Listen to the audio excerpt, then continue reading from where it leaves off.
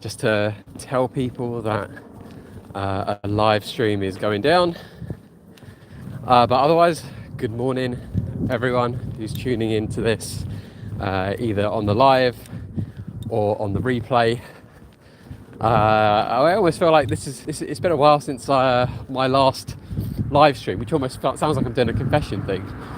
But I had to genuinely stop doing live streams for about a week because I'd gone through all of my data, so I wasn't able to do anything more without an internet connection, which was hilarious considering I've got about 50 gig of data on my phone, and that I somehow miraculously used it all. So that was an impressive feat on my end. But I've had a bit of a busy week anyway, which has been wonderful. But at the same time, it's actually made it difficult to make any content, and that's really on me more than anything. I've just sort of found that by the time I've got home, especially if I've done like 4 hours of filming or coaching even, and I've done then like another 10-15 miles in a day, and then after getting on the train and stuff, by the time I'm getting in, I'm literally having tea. Not that long after that, it's already then like dinner, and then I'm like having to just go into switch off mode.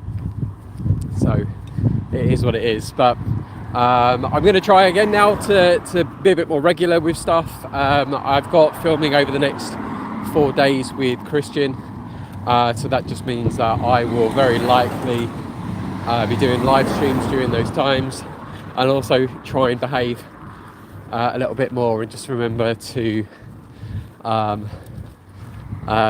do like 40-45 minute live streams.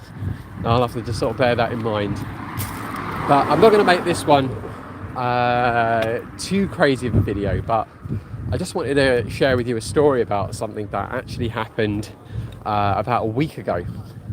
So towards the end of my filming time with Ephraim, so for those that don't know, Ephraim is a coach from San Francisco, and he's been a client of Christian's, and he's now trying to move into the coaching space himself.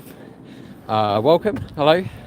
I apologise if also the signal and audio kind of goes a little bit. I go through some dead zones when I'm walking or doing this route, so do bear with me if the audio or whatever kind of goes at moments. But don't worry, I'm still here.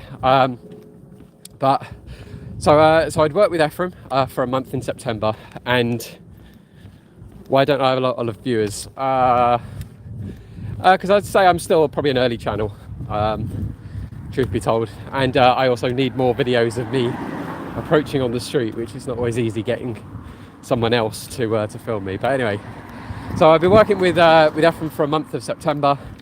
He flew over from San Francisco, and towards the end of the time of him in London, so he'd hire me to do filming every day to make content for his channel, and we were in King's Cross, and the moment I'd met up with him, I saw this kind of like blue case and phone on one of the blocks, and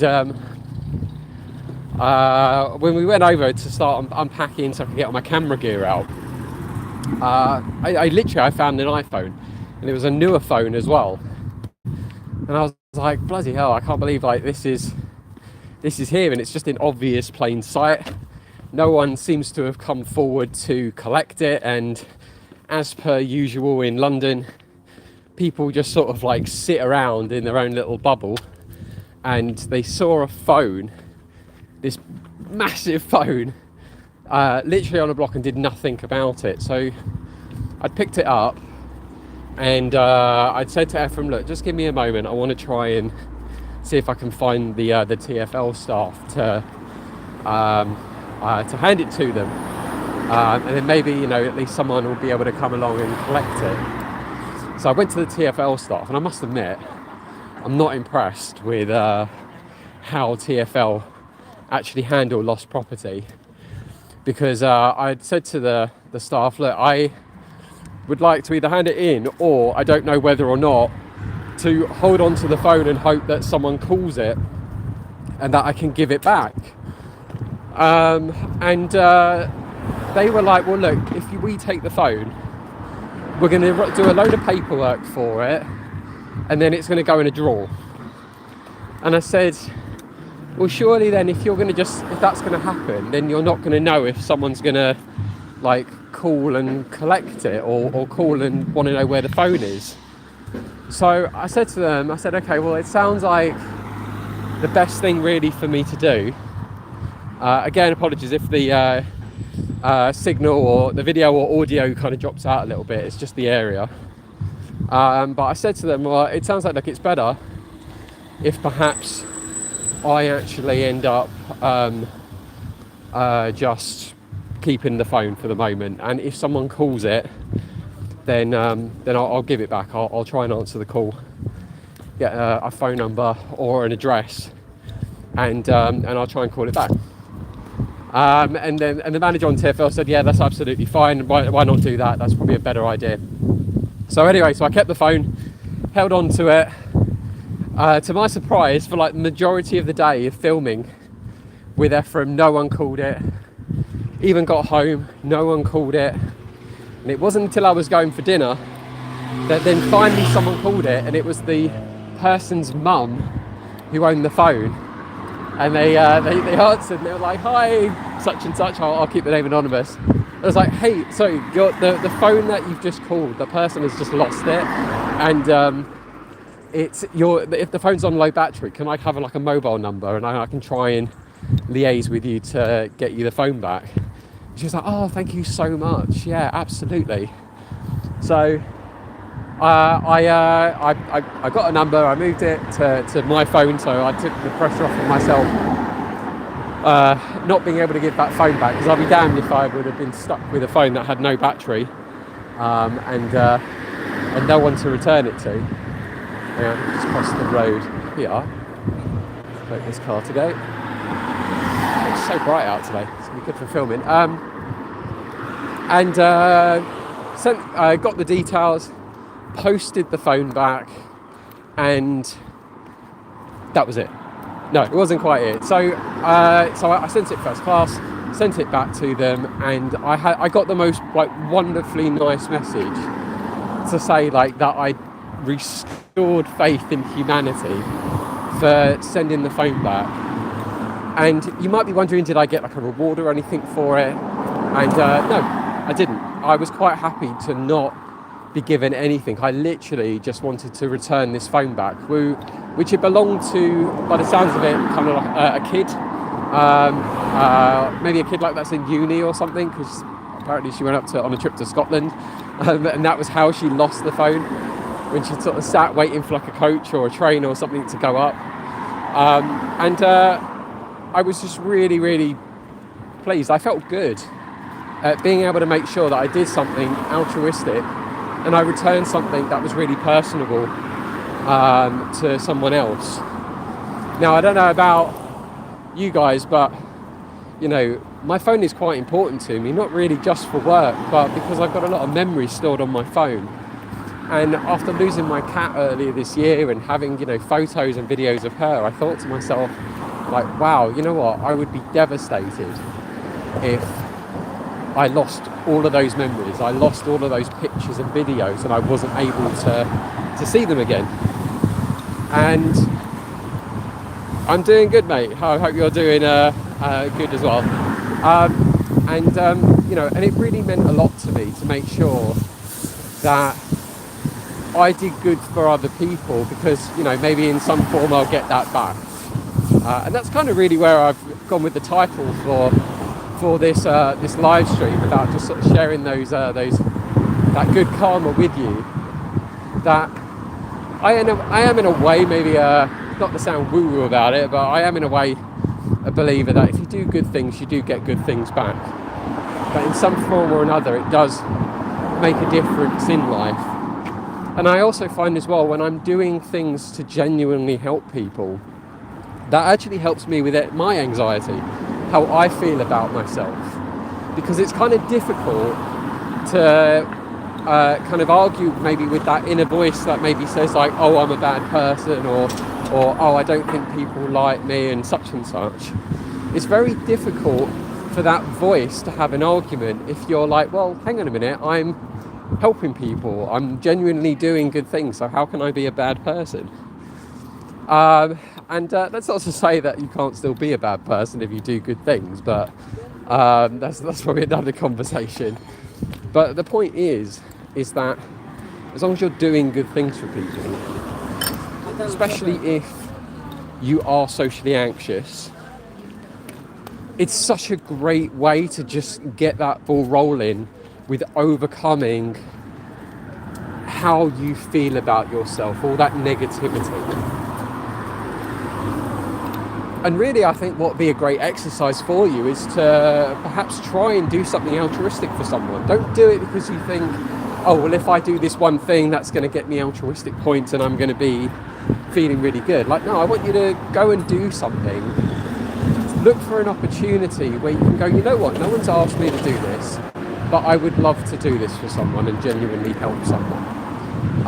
And you'll find you will just feel so good about yourself afterwards that you've made either someone else happy, you've made someone else's lives easier, and experience what that feels like. Now, I'm not saying like, oh, we'll go to like a charity shop and just give them like a tenner and then you'd be like, oh, hang on a minute, I feel better now that I've just given them a tenner. It's not how it works.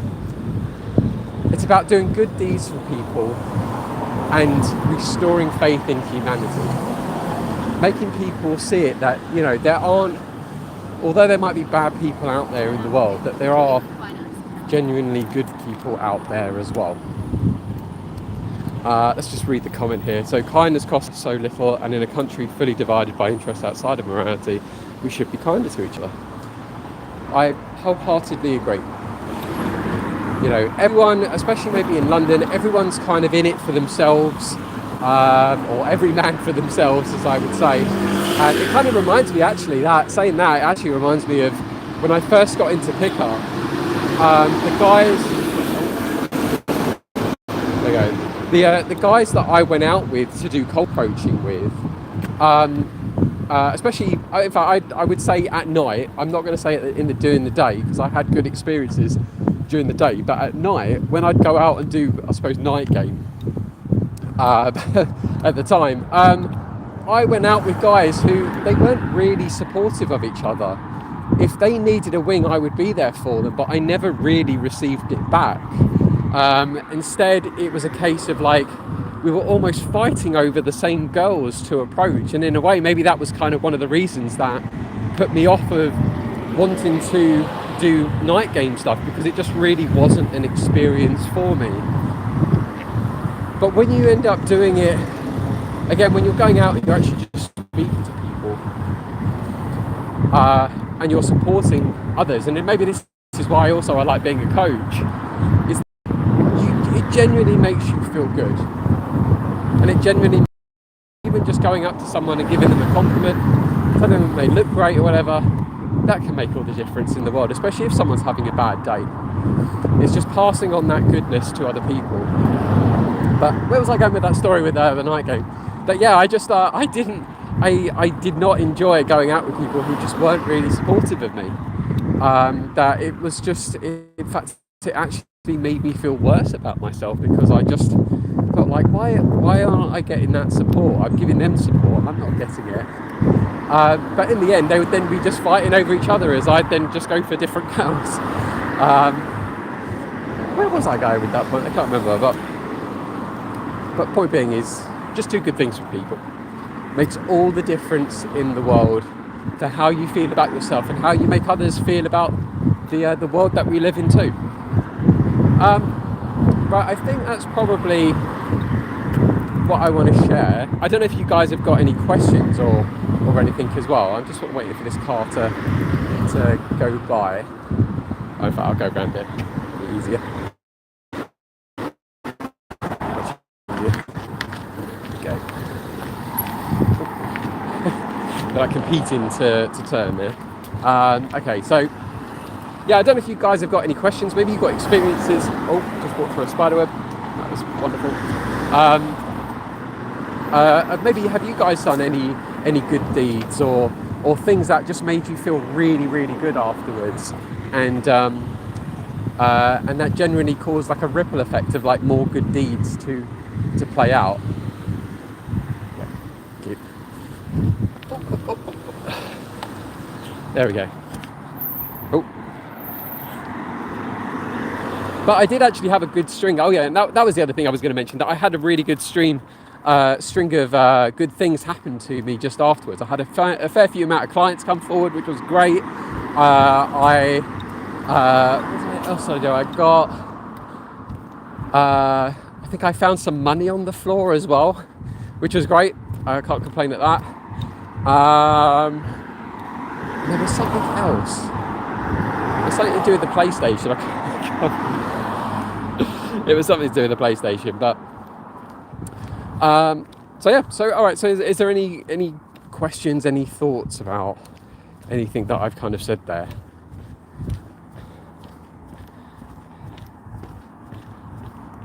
I don't know what you're typing there, my friend, and there's no like translation thing to actually let me know. At least I don't think there is. No, there's no translation thing, so you're gonna have to put it in English. Welcome, cool man. That is a cool title of a username for YouTube. So if you've only just jumped in, I was talking about good karma, that I'd found someone's phone when I was working with Ephraim. I managed to wait long enough on a low battery on the person's lost phone that their mum called, and I was able to liaise, sending the phone back. Didn't want any money or anything for it. I just wanted to complete a good deed.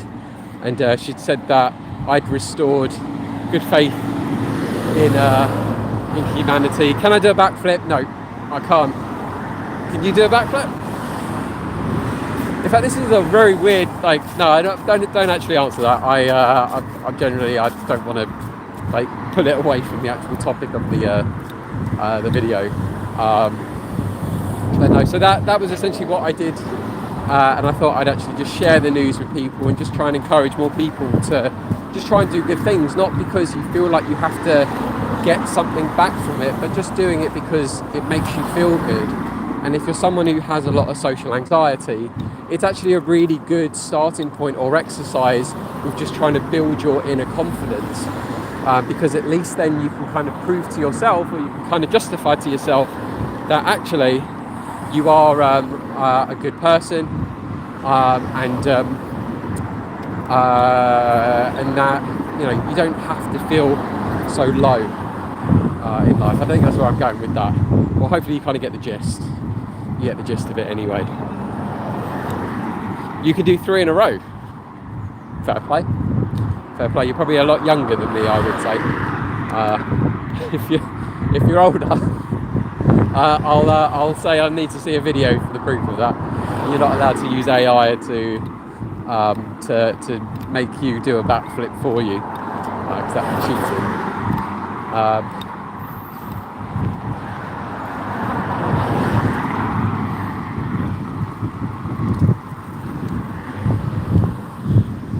But yeah, so that was pretty much my experience. Like I say, it was, I really did feel good about myself for doing it. And you know, if it makes her feel good, if her son got her phone back, he was probably panicking and freaking out, you know. And like I say, I did it because I kind of sympathised with that moment, that maybe he had personal stuff on his phone that was really important to him. You know, I don't know someone's family story. Like I'd lost family members and friends over this last couple of years, and I wanted to. I would have been heartbroken had I'd lost my phone and no one would have returned it to me. So I'm kind of glad that I did it. I gave the phone back. Didn't want anything in return for it either, as well. So yeah, I am. I'm really, really pleased that I did that. Right.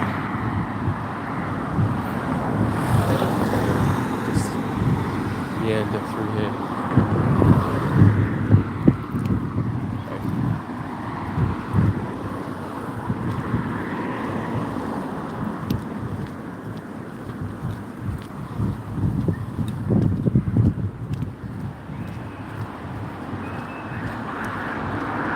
If you're asking me, well, if it's not obvious, I mean, my name is kind of in the title of my branding, and I'm based in London, which is where I'm heading to at the moment, because I'm going to be filming today with Christian. If you don't know who Christian is, it's Christian Casanova. I'm going to be filming with him and working with his client today as well. Just filming content, and it's for private content, so it's not going to go on YouTube or anything. It's essentially my filming and feedback service that I do with people, where I'll film them doing approaching, and then like the next day I'll like sit in a coffee shop with them and then give them feedback. And Christian's kind of doing a version of his of that today, so I'm filming that. But yeah, based in London. Anyway, I don't want this live stream to necessarily just sort of go on forever unless we've got like a really good topic to talk about. I want to be stricter on myself, that I don't want to be doing like 45-minute live streams unless I'm doing maybe like a Q&A thing, which maybe I might try and do tomorrow. But yeah, I'm actually quite tired because of going to Birmingham back and forth yesterday for filming an event, which was really cool. But yeah, I don't want to overdo it. So I'm going to leave it there. Guys, thank you very much for watching. If you haven't subscribed yet, please do. The more people that I have subscribed, then the more people I can reach and help them with their social anxiety and confidence. I'm going to probably now rest a little bit once I actually get on the train. But if you are someone who has a lot of anxiety, don't leave it. Don't just sort of sit around and think, oh, it will go at some point, or I'll get around to it, and then you put like 1,000,001 jobs in front of that. Try and work on your social anxiety sooner than later. So if you want help, there is plenty of videos out there. I've obviously got the videos on my YouTube channel to help people.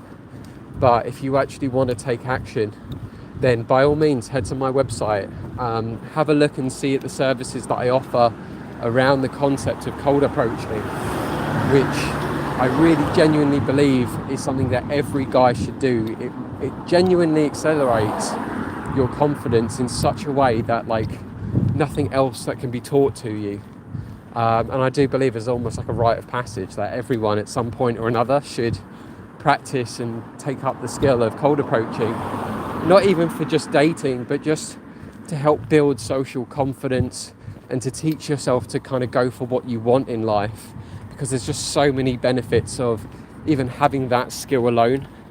So I want you to definitely check out my website and see the services that I've got in there, whether you want to have yourself filmed and get feedback on how you're speaking to people, because I can advise on like body language and conversation skills, whether you actually want coaching, you want to be taken out for 7 days and I can help you with your approaching. You can check out the 7-day coaching, or I can feel I'm tired now, then definitely have a look at that. My accent's quite American. Oh no, definitely not, dude. Although you should have heard me when I was like taking the mick out of Ephraim with his American accent, because he sounds like this sort of surfer dude, and I was doing impressions to him with that. But no, just going back to finish up. So if you want to have a look at my services, go and have a look on my website. I won't kind of over push them, but go and take a look. And if you think that maybe I'm someone who you resonate with, and that maybe I'm also someone who can help you with your social anxiety and confidence. I've been in the dating industry for nearly 17 years, so I certainly know a thing or two about this. I've trained a lot of coaches over the years, and I've also built a lot of dating coaches businesses, and I've worked with about 85 plus dating coaches over the 17 years as well. So I'd like to think that I know what I'm talking about, with this content, and certainly being able to build confidence and just accelerating results, maybe even before you're thinking about going to a dating coach. Because I wouldn't put myself into that category. I'd put myself in the social anxiety category. Like I work more on the technicality of approaching. I'm not worried about phone numbers and stuff with me, although ironically, almost as like a reverse psychology thing, the less you worry about the outcome, or the less dependent you are on the outcome, the better the results you do tend to get. And everyone that I've worked with has certainly had really good results from approaching, and I've got testimonials on my channel. I've got examples of what it's like to work with me. You can check out Bill's transformation. There's plenty of stuff, and I'll hopefully be adding more on there as well.